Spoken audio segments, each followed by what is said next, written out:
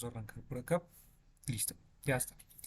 Entonces, bueno, vamos a ver si por aquí más abajo, no, creo que es mejor comenzar por acá. Esperen, hago un zoom out. Colocamos una línea separadora.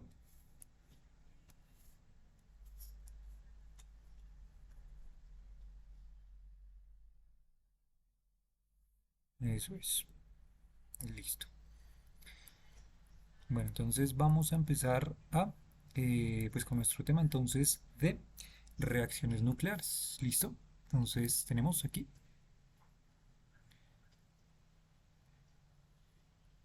reacciones nucleares.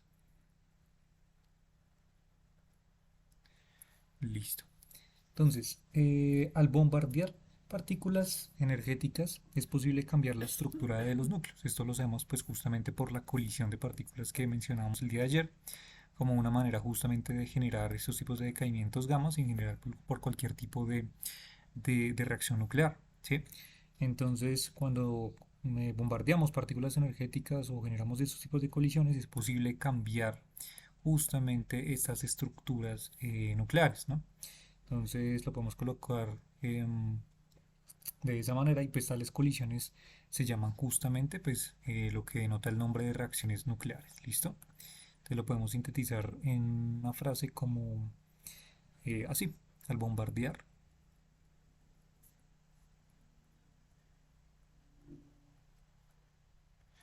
Eso, al bombardear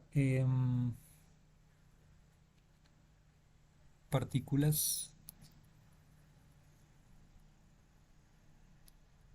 energéticas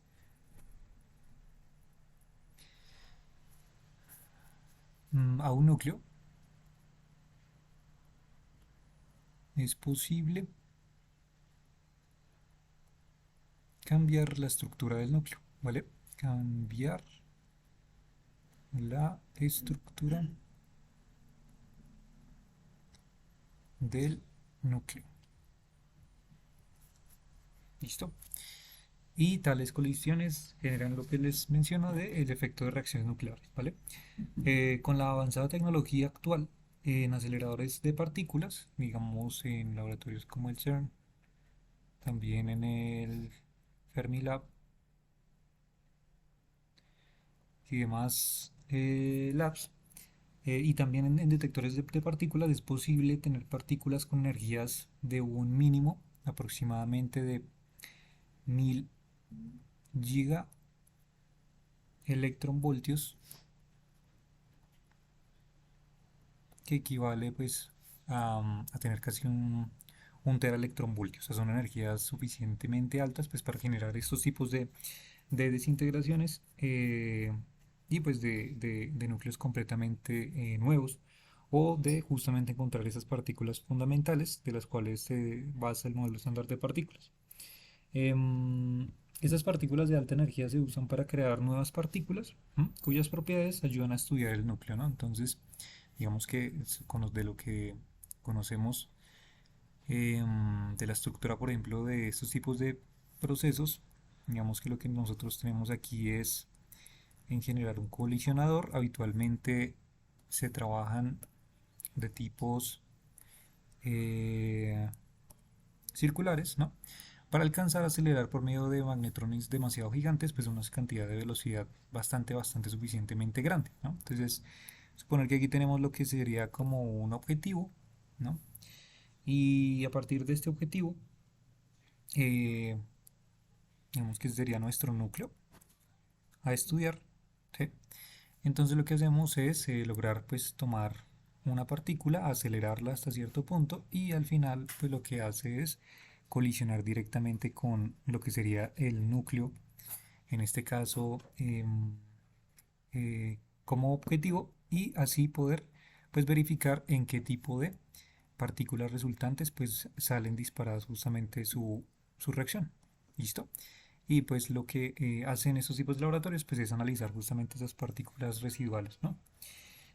Para una reacción nuclear, particularmente dentro de esta nomenclatura, como lo mencionamos el día de ayer, pues lo que tenemos es em, una partícula que nosotros llamamos la partícula incidente, ¿sí? También llamamos a la partícula objetivo. Y por último, entonces tenemos, bueno, más que un igual, ¿no? Sería una reacción, entonces por lo tanto hacemos la flechita como la veníamos haciendo el día de ayer. Y tenemos pues la partícula emitida y lo que sería la partícula residual, ¿sí? Em, este, esta T particularmente pues hace referencia en inglés a target, que es justamente el objetivo. Entonces aquí tendríamos la partícula incidente, incidente en el núcleo que va a colisionar, que sería el objetivo, este que sería nuestro objetivo.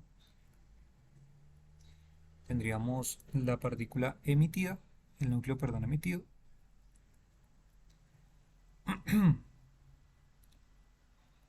y la partícula residual. ¿Listo? Entonces, dentro de la estructura base de una reacción nuclear, pues siempre se denota por medio de este tipo de interacciones, ¿no? Entonces tenemos una partícula que va a colisionar con un objetivo y al final pues generará otro nuevo núcleo o sus componentes y las partículas residuales consecuentes. Habitualmente dentro de esta literatura es más común encontrar que esto lo compactifican de la siguiente manera. Entonces colocan usualmente la partícula o el núcleo objetivo en el cual van a generar la reacción nuclear y entre paréntesis colocan la partícula incidente, o sea, con la cual van a acelerar, ¿cierto? Para lograr ese efecto de reacción nuclear. Y luego colocan una coma y al lado colocamos la partícula emitida y finalmente de este lado colocamos la partícula que sería residual. Digamos que dentro de este contexto es mucho más fácil encontrar estos tipos de reacciones nucleares denotados por esta forma, ¿vale? Y ya está. Digamos que esto es una forma de verlo por el medio de algunos libros. Nosotros estábamos colocando dentro de nuestro contexto y ya con nuestra nomenclatura particularmente, pues habíamos colocado a los núcleos hijos y a los núcleos padre con XY. Entonces, si lo quieren colocar desde una versión eh, contextual, o sea, la que estamos haciendo, entonces lo que podríamos decir es que tenemos la partícula A, ¿sí?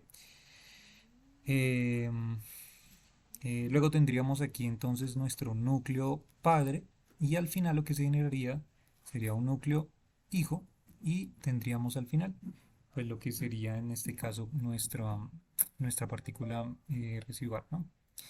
Pues ya está. Eso sería nuestra formulación para que me entiendan según lo que estemos venido trabajando y pues dentro de nuestra versión este tipo de estructura pues la denotaríamos esa, aquí. Es como el núcleo, en este caso el núcleo objetivo, el target, ¿cierto? Y luego tendríamos en el paréntesis, teníamos nuestra partícula con la cual vamos a colisionar el núcleo y la partícula residual y finalmente nuestro núcleo hijo. Serían, digamos, dentro de nuestra forma de trabajar. ¿Listo? Em, y ya está. Y eso sería, ¿vale? Em, entonces podemos colocar, por ejemplo, un ejemplo para que se entienda un poco más de esto, dentro de ya núcleos, por ejemplo, que podemos generar por medio de estos tipos de reacciones nucleares. Entonces podemos suponer, por ejemplo, que tenemos un núcleo de aluminio 27, ¿listo? Y por ejemplo, lo que vamos a hacer es generar, vamos a colisionarlo particularmente con un deuterón. Recordemos que el deuterón es un isótopo del hidrógeno, en este caso que contiene un protón. ¿M? Y también podemos tener en cuenta entonces que dentro de nuestras partículas residuales o de nuestra partícula emitida vamos a generar un protón y dentro de nuestro núcleo finalmente, dijo, pues lo que tendremos sería entonces un aluminio 28. ¿Listo? Quiero que se entienda bien este pedazo. Lo que estaríamos haciendo aquí particularmente sería entonces, digamos de una manera mucho más gráfica para que me entiendan, es entonces decir que en un tiempo inicial lo que tenemos entonces es un núcleo de aluminio, tenemos un núcleo de aluminio 27 y entonces por aquí lo que tenemos sería el deuterón, sería un núcleo un isótopo del hidrógeno que tiene, sabemos que tiene un neutrón y un protón, sería nuestra partícula que va a colisionar con el aluminio, ¿sí? Y tiempo después, entonces en el tiempo final de esta reacción, pues lo que tenemos es que entonces este justamente neutrón y protón que contenemos aquí de nuestro deuterón, pues un neutrón particularmente se habrá adherido a nuestro núcleo de aluminio 27 y como sabemos que ese número acá indica la cantidad de neutrones más la cantidad de protones, pues al ingresar uno de esos neutrones, pues ahora ya no será un núcleo de aluminio 27, sino un núcleo de aluminio 28. ¿Listo? Y pues la partícula que por último ya será entonces emitida, pues será ese protón que está saliendo, ¿vale? Para que se entienda. Entonces es como si ese neutrón se hubiera adherido a nuestro núcleo de aluminio y el protón que estaba inicialmente pues salió despedido, ¿vale? Esta es nuestra reacción entonces de aluminio 27 a aluminio 28 por medio de un deuterón y generando un protón en el proceso. ¿Listo? Em, listo. Entonces, dentro de esta información, ahora sí podemos empezar a tratar de identificar cómo podemos calcular justamente esos tipos de reacciones nucleares, ya como les había dado una pista para los decaimientos alfa, beta y gamma. Y es primero lo que tenemos que tener en cuenta es siempre calcular pues la masa de esas partículas interactuantes y de los núcleos. Entonces, si quisiéramos hacer este cálculo, por ejemplo, para el aluminio 27, el aluminio 27 tiene una masa en unidades de masa atómica de 26,98154. ¿Listo? Entonces esta información es importante para saber este proceso. Luego también tenemos que tener la masa del deuterón. La masa del deuterón tiene un valor de 2,01473, ¿vale? De lo cual pues tiene bastante sentido ya que pues el deuterón al tener efectivamente un protón y un neutrón pues tenemos justamente esta cantidad de 2 aproximadamente más estos decimales, ¿no? Luego tenemos acá la masa del protón, y que en unidades, se me va a colocar aquí UMA. En unidades de masa atómica tenemos entonces 1,00794 UMA. Listo. Y por último tenemos entonces la masa del aluminio 28, que tiene un valor de 27,98154 UMA. ¿Listo? Pues ya está. Entonces, luego, entonces el valor Q de la energía absorbida o liberada durante la reacción, ¿listo? Vamos a denotarla particularmente con la letra, como les digo, Q. Entonces aquí tendremos, vamos a llamarla energía de reacción liberada em, o absorbida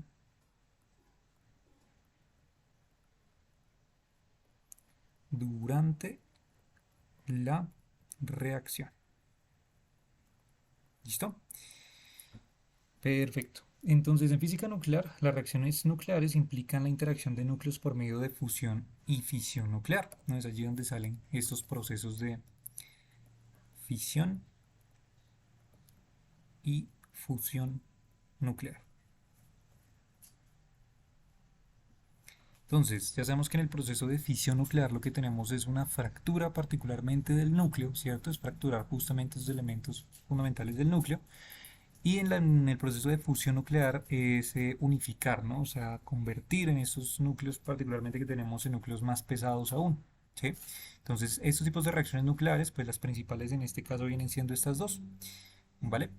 Entonces, pues para que lo tengamos en cuenta dentro de los cálculos que vamos a hacer más adelante. ¿Listo? Entonces, en general, si queremos expresar el valor de la cantidad de energía de la reacción nuclear, pues lo que tenemos que hacer simplemente es saber las masas que están involucradas iniciales y restar justamente sus masas finales y multiplicar por c al cuadrado. Esto ya lo habíamos mencionado que tiene una relación directa con pues la famosa ecuación de m igual a c cuadrado. pues justamente dentro, involucrando la cantidad de masas en estos tipos de reacciones y la velocidad de la luz. ¿Sí? Entonces, entonces en este caso tendríamos que m sub i serían las masas iniciales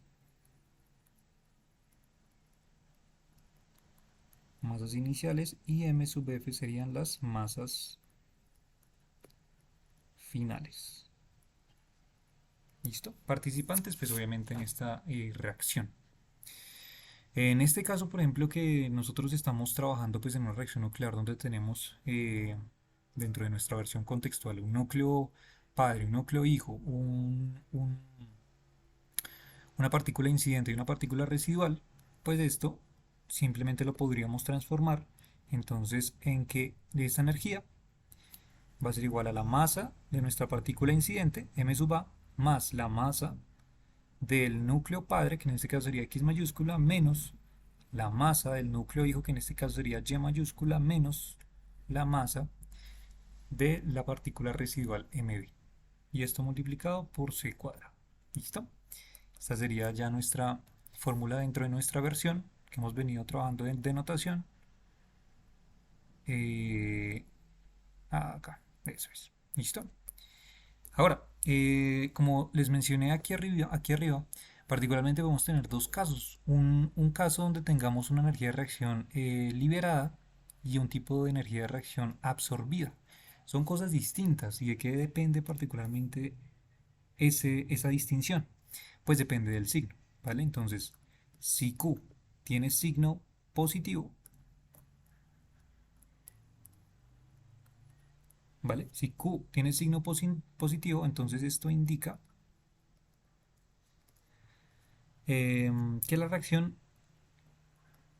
que la reacción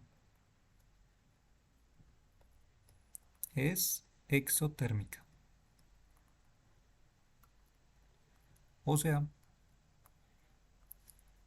que se libera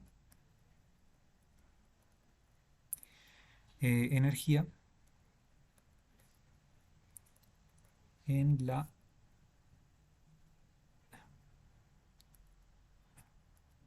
Miren que esto está todo chiquitito. Se libera energía de la reacción. ¿Listo? Entonces sería si tuviéramos un valor positivo. Y si tuviéramos un valor negativo, entonces si el valor es de menos Q, indica eh, que la reacción es endotérmica.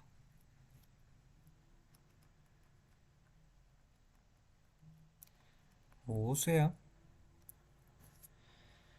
em,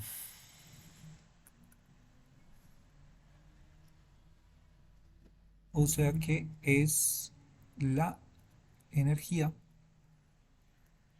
requerida para llevar a cabo la reacción. Perfecto.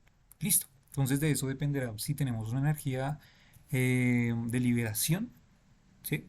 Una energía de reacción liberada por un proceso exotérmico o un proceso endotérmico que implique entonces una energía de absorción, ¿no? Necesaria para llevar a cabo esa reacción. ¿Listo? Si hacemos ese cálculo particularmente con este ejemplo que les acabé de colocar y por medio de estos datos, pues podemos utilizar entonces nuestra ecuación y pues verificar entonces cuánto nos daría y dentro de este proceso pues cuánta energía se está liberando o absorbiendo. Entonces hacemos para este ejemplo, calculamos el valor de Q, pues lo que tendríamos simplemente que sería reemplazar los valores. Entonces tendríamos la masa, primero en este caso de la partícula incidente, que sería el deuterón, entonces sería 2,01473 UMA, sabemos que todo esto está en UMA. Luego le sumamos la masa, en este caso de nuestro núcleo padre, que sería 26,988154 UMA. Y luego le restaríamos entonces la masa de la partícula, en este caso residual, que sería la masa del protón, tendría valor de 1,00794 UMA. Y por último la masa del núcleo hijo, que sería 27,98154. Listo, ya tenemos la operación de las masas y por último multiplicamos por c cuadrado, pero como les había dicho ya tenemos dos versiones con las cuales podemos trabajar directamente con las unidades de UMA para no tener que hacer la conversión de unidades. ¿Listo? Y esto era por medio de la relación de 931,502 mega electron voltios sobre UMA. ¿Listo? Entonces fíjense que aquí particularmente lo que va a pasar es que estas sumas se cancelan con esta suma de acá. Y finalmente pues lo que tenemos el valor es en megaelectronvoltios directamente. Y aquí tenemos entonces que si hacemos, realizan ustedes esta operación, al final lo que vamos a tener es que el valor que nos va a dar va a ser un valor de 6,32 megaelectronvoltios. ¿Listo? En este caso tenemos un proceso entonces de reacción exotérmica, donde realmente tenemos una energía liberada por medio de este proceso de reacción nuclear. ¿Sí? Entonces la cantidad de energía que estaría ganando este proceso solamente por la colisión de estos núcleos y de estas partículas sería 6,32 megaelectronvoltios. Ojo, eso tiene que ver solamente el hecho de que es un proceso. O sea, una reacción nuclear dentro de toda la cantidad de partículas que pueden estar colisionando, ¿no? O sea, lo que me refiero es que podemos tener una muestra muy grande de, en este caso, aluminio 27, digamos, podemos tener 10 gramos o un kilo, o todo lo que ustedes imaginen de cantidad de aluminio, pero aquí estamos teniendo en cuenta solamente un proceso, un microproceso, si quieren llamarlo, dentro de toda la cantidad de colisiones que se puede generar por toda esta cantidad de materia que existe, de material que tenemos en este caso, ¿sí? Entonces solamente por la liberación de uno de esos procesos tenemos 6,32 megaelectronvoltios, un proceso que de hecho, a pesar de que parezca inocente, es una cantidad de energía muy grande. ¿Listo? Ya más adelante lo vamos a comparar con otros diferentes tipos de medidas de energía, ¿vale? Para que sea un poco más aterrizado este concepto, ¿vale?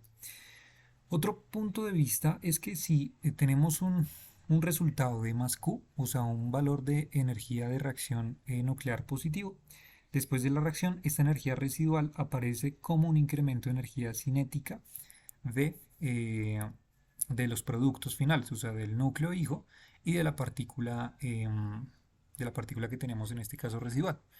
¿Sí? También para que se entienda un poco este aspecto. Si quieren aquí, esperen, tomo esto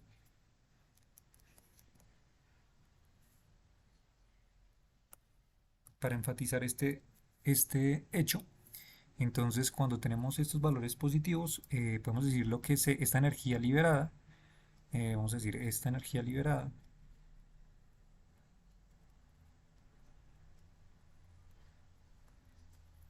se transforma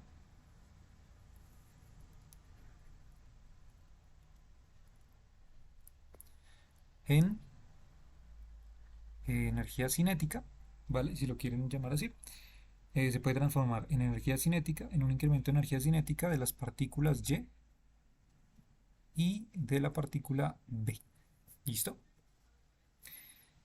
¿Vale? Esta es la pérdida de masa del sistema. Eso obviamente va balanceado por el incremento de la energía cinética de las partículas finales. ¿Sí?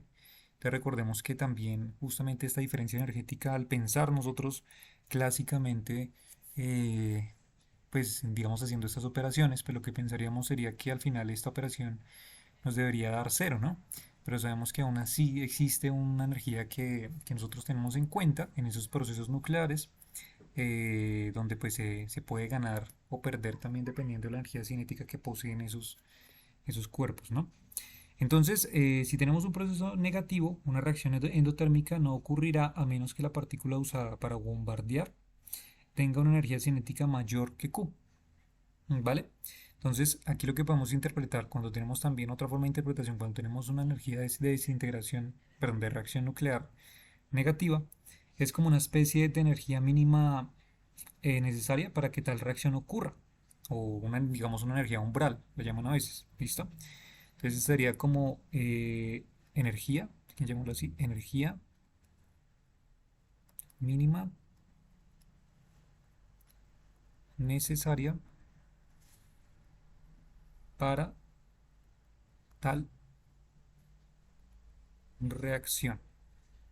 Listo, llamémosla energía umbral. Listo, energía umbral. Em, entonces, claro, lo que tendría que pasar acá sería que la partícula, en este caso, la partícula usada para bombardear, o sea, nuestra partícula A, debe poseer una energía que debería ser mayor, si quieren llamarla la energía cinética de la partícula A, debe ser mayor justamente que esta energía umbral para que este proceso pues se lleve a cabo, ¿sí? Para que podamos lograr tener una reacción nuclear y una desintegración pues consecuente, ¿vale? La energía cinética de las reacciones nucleares debe obedecer evidentemente también a la conservación del momento lineal, ¿vale? O sea, el momento total debe ser el mismo antes y después de la reacción, ¿vale? Esto sin fuerzas externas perturbando el sistema, obviamente. Entonces, pues obviamente dentro de esas características, aparte de la energía cinética, o llamamos la energía total del sistema,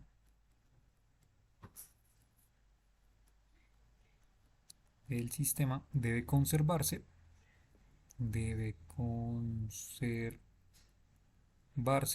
Pues también otra característica principal es que también la del momento, el momento lineal debe conservarse. Entonces era allí en ese momento cuando nosotros éramos pequeños y nos enseñaban justamente a generar estos tipos de conservaciones de cantidad de momento o momento lineal, ¿verdad? En estos procesos de choque es lo que llaman elásticos o inelásticos y que nosotros calculábamos esos procesos, digamos, para sistemas macro, ¿no? Pero aquí lo interesante es que aún estos tipos de formulaciones clásicas que utilizamos dentro de la mecánica clásica son útiles y de hecho aún más en esos tipos de procesos nucleares, ¿no? Donde también este concepto de momento lineal pues debe conservarse, ¿vale? Em, Si ocurre particularmente que A y B, en este caso dentro de nuestras partículas de reacción nuclear, o sea, estos dos, la partícula incidente y la partícula residual son exactamente iguales, ¿sí? Tal que entonces, pues estos dos núcleos tienen que ser completamente iguales, ¿sí? La reacción se llama evento de dispersión. Entonces, cuando tenemos particularmente un caso, te diría como un caso particular,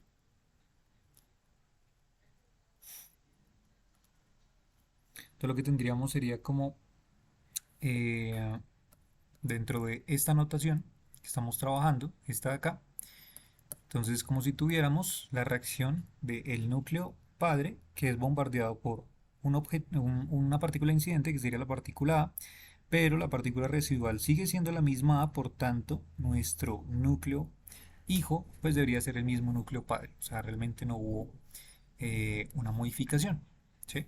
Entonces a este efecto puntual de reacción nuclear es lo que se le llama particularmente como un evento de dispersión. Evento de dispersión.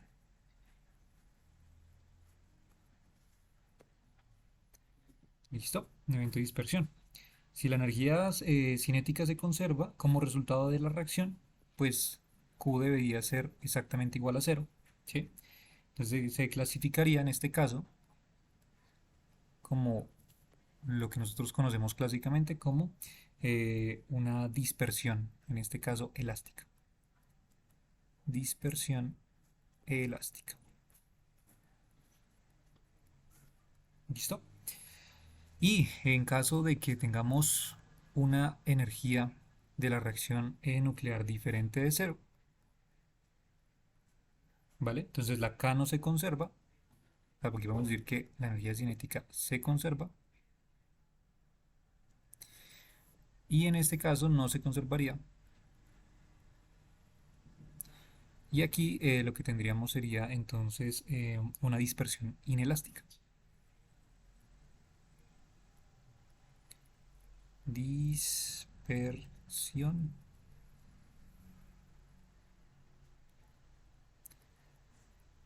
Esperen que está guardando. Inelástica. Listo. Y aquí tendríamos entonces que la energía cinética no se conserva. No se conserva. ¿Listo?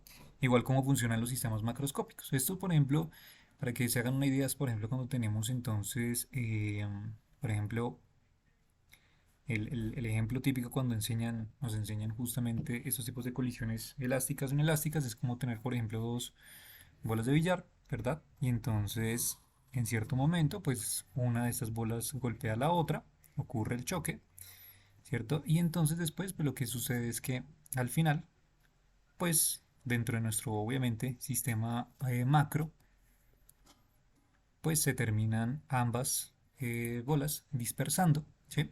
Y si nos damos cuenta, pues aquí en este caso, pues la energía cinética y de hecho las masas también, pues no cambian, ¿no? Significativamente dentro de nuestro marco macroscópico, pues estos efectos realmente de las masas de ambos sistemas no cambian. Y es como decir que si para nuestro sistema esta fuera la partícula incidente y esto fuera nuestro núcleo padre, pues aquí nuestro núcleo hijo sigue siendo el mismo, igual como ocurre en unas bolas de billar, y pues nuestra partícula residual también viene siendo la misma. Entonces fíjense que es hablar de lo mismo que nosotros entendemos a nivel macroscópico, solamente que claro, a nivel microscópico, a nivel nuclear, pues estos tipos de colisiones generan a muy altas energías y en eventos que, pues, que no sean de dispersión, generan pues ya las desintegraciones nucleares, ¿vale? Em, y ya está. Y por último, entonces, pues ya podemos entonces finalizar con ya un apunte ya más. ¿Dónde lo hago? Vamos a ver si queda por aquí espacio. Sí, por aquí. ¿Qué puedo hacer?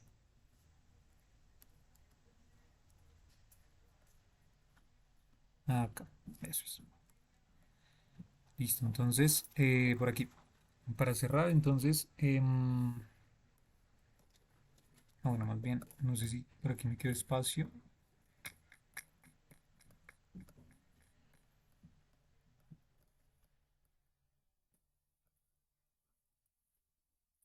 Vamos a hacerlo en este pedazo más bien. Entonces, hacer por aquí una línea. Listo. Entonces, para cerrar, dentro de este aspecto de reacciones nucleares, entonces, además de la energía del momento, la carga total y el número de nucleones debe conservarse siempre. Entonces, lo que tendríamos en una reacción, por ejemplo, de fósforo, espere, mm, changos, a ver, otra vez.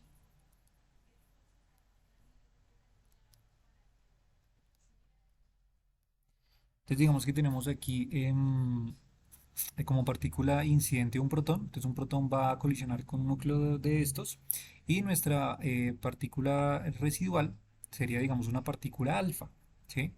Y nuestro núcleo hijo, en este caso, podría ser un núcleo de oxígeno, ¿vale?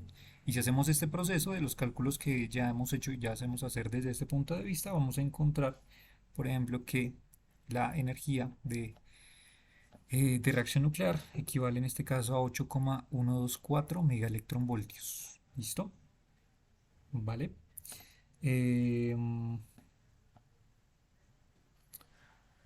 sí. Este proceso, por ejemplo, lo podríamos nosotros catalogar dentro de, pues, de las tipos de notación que está mostrando para las desintegraciones, como pues un protón pues equivale a decir que nosotros tenemos particularmente pues un núcleo de hidrógeno, ¿no? Y que va a colisionar en este caso con este núcleo de número de masa 19, de masa atómica 19 y de número atómico 9. ¿Sí? Y esto se descompondría entonces en un núcleo hijo que sería oxígeno 16 más lo que sería en este caso un núcleo de helio 4. ¿No? ¿Sí? Entonces hago el apunto aquí pues particularmente para que pues aparte obviamente de la energía que se está generando pues sepamos realmente que al final también se tiene que seguir conservando pues lo que ya sabemos que se tiene que conservar. ¿Sí? Entonces es como si fuera un balanceo químico, ¿no? Entonces sabemos que también la carga total, que sería la Z, ¿cierto? O el número atómico debe conservarse y esto nos podemos dar cuenta pues cuando hacemos justamente la suma de ambos elementos, de 1 y 9, ¿cierto? Aquí tenemos un protón, aquí tenemos 9 protones que al final nos daría el valor de 10, ¿cierto? Y aquí tenemos también esa conservación de carga que tendríamos de 8 protones del oxígeno y de 2 protones del helio, ¿vale? Para un valor de 10 otra vez. Y por otro lado, pues también del número de nucleones, ¿sí? O de masa atómica también, que involucraría entonces al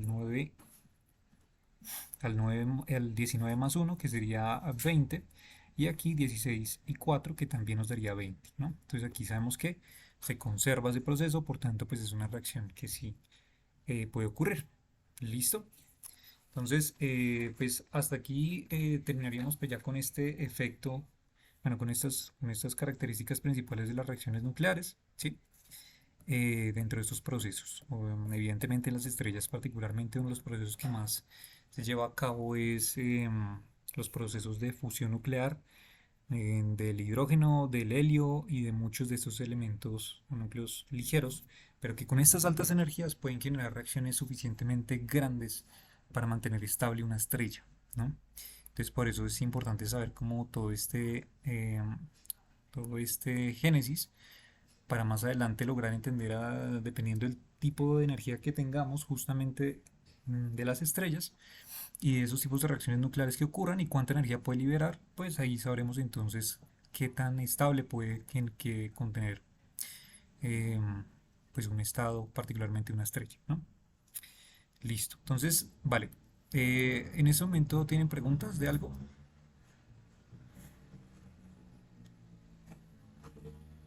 Todo está claro. Si todo está claro, si quieren eso, escriban ahí un mensajito. Sí, listo, súper. Vale, vale. Citlali, ¿todo bien? Sí.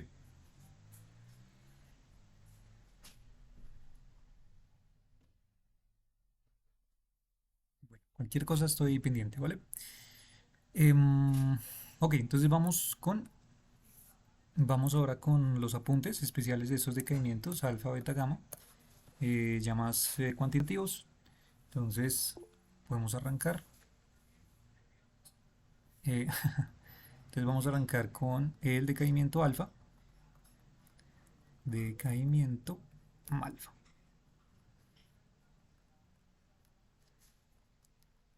¿Listo? Vamos a colocarle aquí como un subtítulo, apuntes especiales. Listo, entonces dentro de los procesos de decaimiento alfa lo primero que tenemos que saber es que la cantidad de ocurrencia de de estos tipos de decaimiento ocurren para valores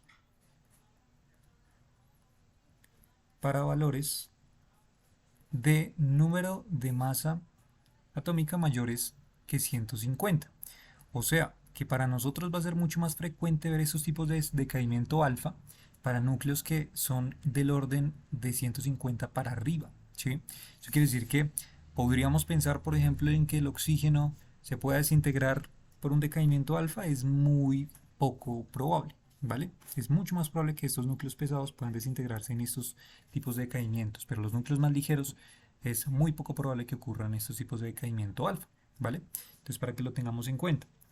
Y entonces, dentro de lo que estábamos hablando, eh, dado que entonces, viéndolo desde el génesis como les había planteado todo inicialmente, entonces si tuviéramos aquí nuestro núcleo padre, que sería en este caso X, y nuestro núcleo hijo, que sería el valor de A menos 4 y Z menos 2, ¿cierto? Más nuestra partícula alfa, entonces debe existir alguna energía o alguna liberación de energía cinética, ¿cierto?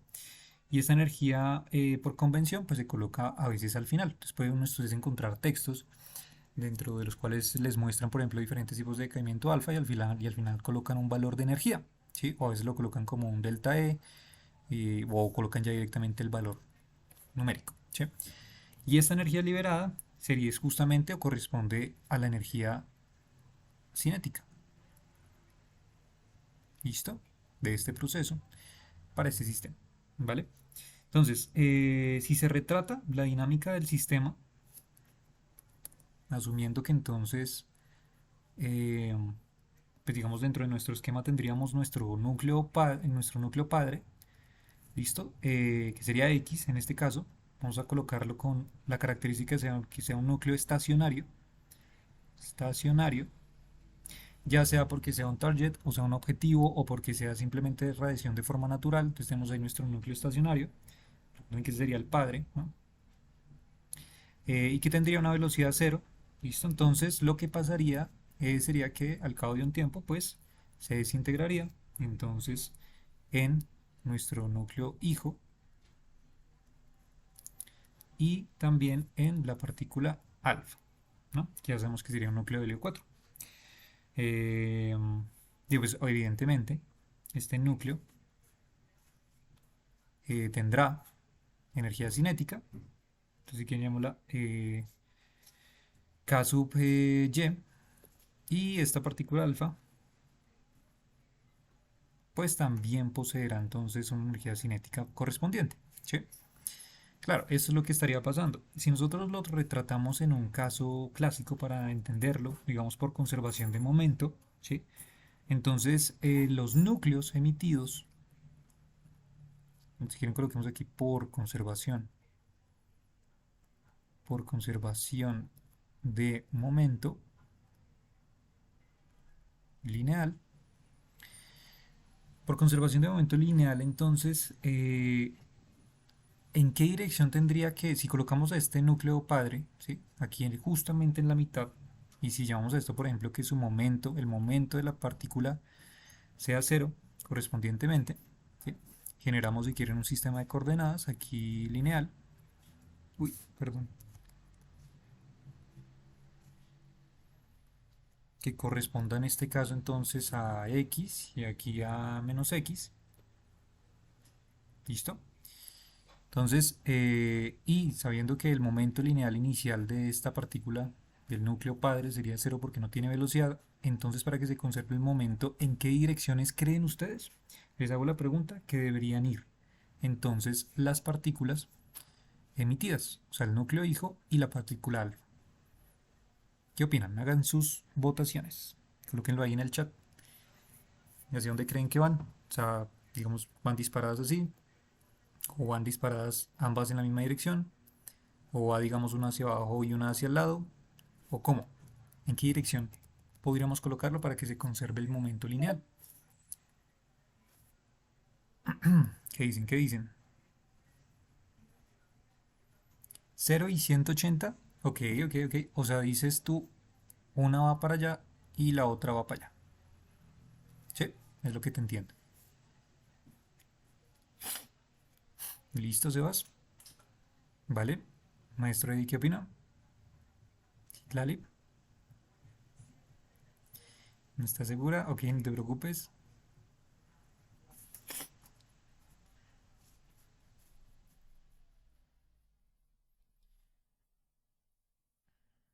Considero que van en direcciones opuestas con algún grado de inclinación. Ok, listo. Entonces, claro.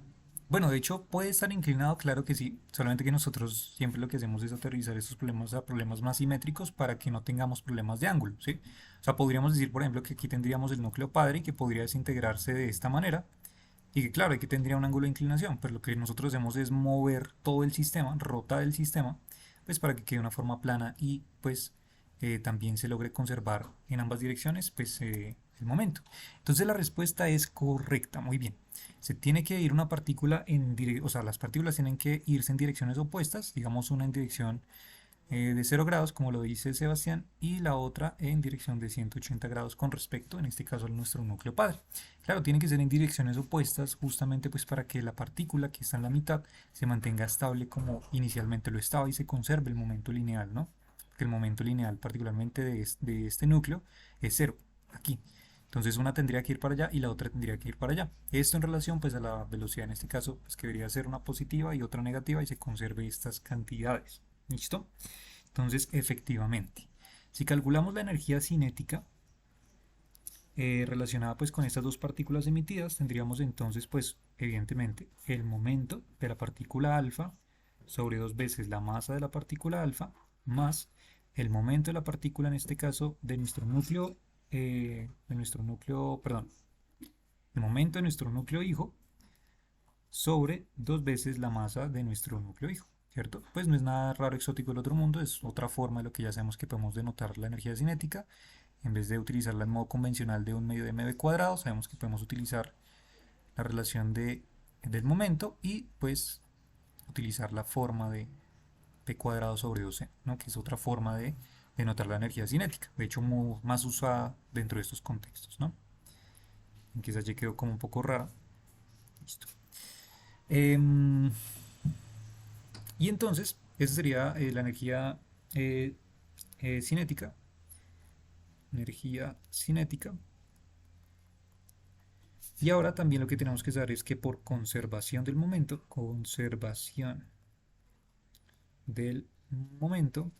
momentum, entonces lo que va a ocurrir es que el momento inicial debe ser igual al momento final, ¿no? Eso lo sabemos clásicamente desde los modelos, ¿no? Entonces, cómo se comportaría aquí en este caso o sea, cómo transcribimos esto a nuestro modelo? Pues tendríamos un momento inicial que en el momento inicial solamente correspondería al momento del núcleo padre, ¿cierto? Y al final tendríamos en este caso, pues, el momento particularmente de nuestra partícula alfa, que va en dirección positiva, menos el momento de la partícula Y que va en dirección negativa, ¿sí? Este menos sale del hecho de que va en dirección negativa, ¿no? Importante eso. Claro, y entonces ahora como les comentaba inicialmente, si habíamos considerado particularmente que Px, el momento lineal del núcleo padre es igual a cero, porque lo tenemos como un ente estacionario, entonces pues lo que tendríamos sería que cero sería igual a el momento de la partícula alfa menos el momento del núcleo hijo y griega, ¿sí? Y esto entonces a lo que nos lleva es entonces a decir que el momento de la partícula alfa debe ser igual al momento del núcleo hijo Y. ¿Sí? Eso tiene que cumplirse particularmente pues, para que ocurra esta conservación de momento lineal y fíjense que es otra forma de ver exactamente pues, que este momento debe corresponder de igual manera para ambos eh, elementos, ¿sí? Para ambas partículas.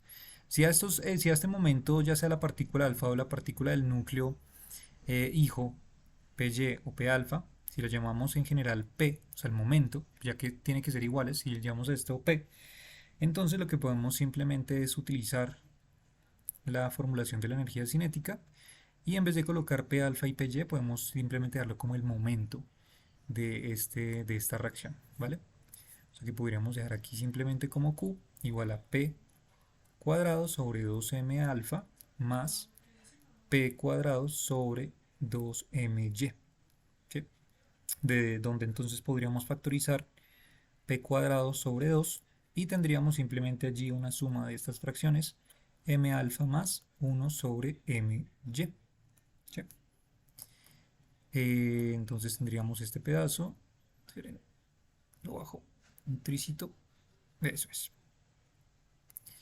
listo, vale, esperen un momentito, creo que quedan como pocos minutos aquí de la plataforma, entonces cuando se vaya a salir, no se preocupen, yo vuelvo y hago eso, 9 minutos, entonces cuando se acabe esto, vuelvo y les envío el enlace para que se van a conectar, ¿vale?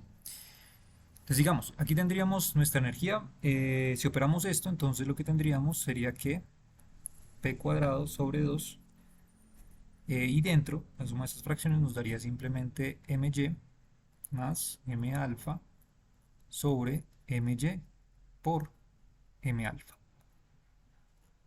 ¿Listo? Esto correspondería entonces a nuestra energía cinética y por tanto, si nosotros despejamos de allí entonces el valor de p cuadrado, pues el valor del momento cuadrado de esta reacción nuclear sería dos veces la energía cinética correspondiente y esto factor de mg, m alfa sobre mg más m alfa, ¿no? O sea, si despejamos aquí p cuadrado. ¿Listo? Donde Q pues sería la energía, ya sabemos que esta, donde Q sería la energía de desintegración que corresponde al mismo valor de energía pues, cinética en este caso, anteriormente comentado. O sea que podríamos ya hacer ejercicios, de hecho muy simples, donde pues por ejemplo las reacciones que ya, por ejemplo del ejercicio anterior que les comenté, podemos por ejemplo indicar, por ejemplo de esta reacción que hicimos aquí de aluminio 27, podemos calcular su valor de energía de desintegración, en este caso 6,32 megaelectronvoltios, y utilizarlo al final pues con los productos residuales de cada una de las masas, si es un decaimiento alfa en este caso, y utilizamos ese valor de energía para calcular el momento de una manera indirecta, ¿no? de este sistema. Y fíjense que es algo bien interesante porque es así justamente varios de los análisis de datos que hacen dentro de los colisionadores de partículas para calcular los momentos de las partículas emitidas, ¿no? Claro, no tomamos dentro de esos laboratorios pues una partícula puntualmente y calculamos su velocidad y su masa. No, eso no se hace realmente, sino que se hacen cálculos de manera indirecta, y este es uno de los métodos a partir de las energías de desintegraciones emitidas y de estos procesos pues de las masas particularmente involucradas, ¿no?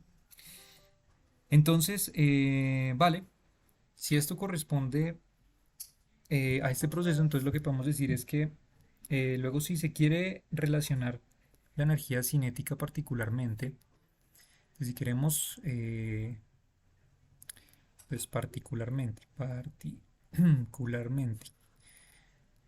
si queremos encontrar, por ejemplo, el valor de la energía cinética de la partícula alfa, que correspondería en este caso entonces a p cuadrado sobre 2m alfa, pues entonces ya lo que tendríamos sería que reemplazar este valor por lo que tenemos acá arriba, y podemos dejar entonces la energía cinética de la partícula alfa estructurada por medio o dependiendo de esta energía de desintegración.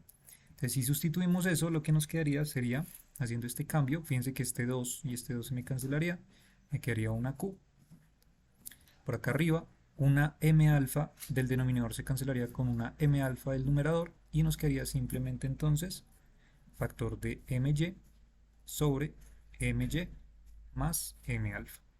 Y tendríamos una forma alternativa de calcular entonces la energía cinética de la partícula alfa, en este caso de nuestro núcleo de helio, ¿no? Entonces ahí ya tenemos una forma. Y pues ya está. Eso es. Aquí tengo un apunte puntual que dice lo siguiente. Mm, esperen, a ver, vamos a hacer una parte acá. Eso es. Entonces, sigamos tomamos como un ejemplo un núcleo padre X que tuviera en este caso un número de masa 200, listo, y generara por medio de la desintegración alfa un núcleo hijo de valor 196 más la partícula alfa de un número de masa atómica 4, ¿sí? Entonces, solamente tomando este ejemplo, pues lo que nosotros tendríamos sería que la energía cinética de la partícula alfa correspondería, si nos damos cuenta, a un valor de energía cinética, no, de energía de desintegración, y aquí correspondería pues particularmente en este caso a la masa de nuestro núcleo hijo. Si nos damos cuenta que correspondería al valor de 196, tendríamos un valor de 196, ¿cierto? Sobre, en este caso en unidades de masa atómica, sobre el núcleo hijo más la masa del núcleo de la partícula alfa, que sería 4. O sea, tendríamos 196 más 4, que sería justamente los 200, ¿no? Y fíjense entonces que al final esta división, si la realizamos, a lo que correspondería sería pues particularmente que la energía cinética de la partícula alfa correspondería aproximadamente a un valor del 98% de la energía de desintegración. ¿Sí? O sea, eso es un valor aproximadamente cuantitativo para aquí estos elementos que estoy tomando de forma aleatoria.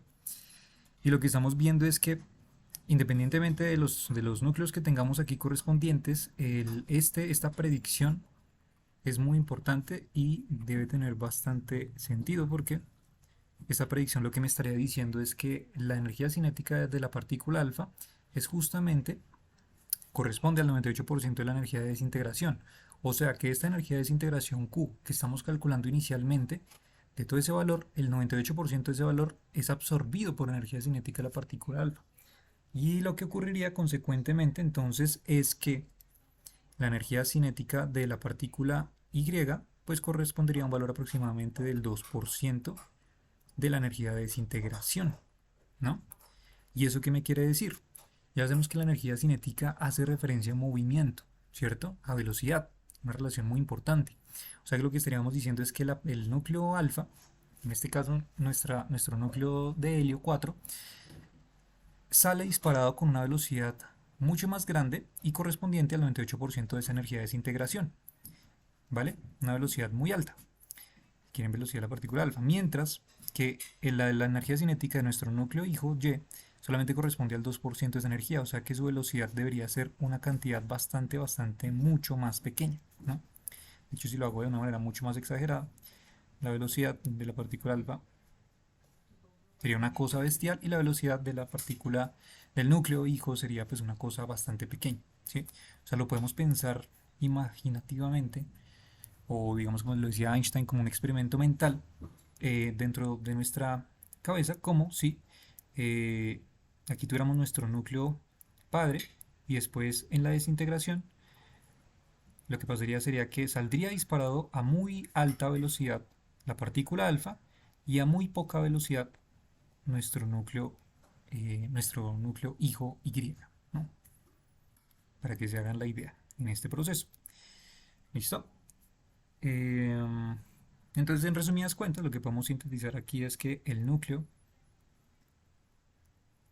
de helio se lleva la mayor o la mayoría de energía cinética.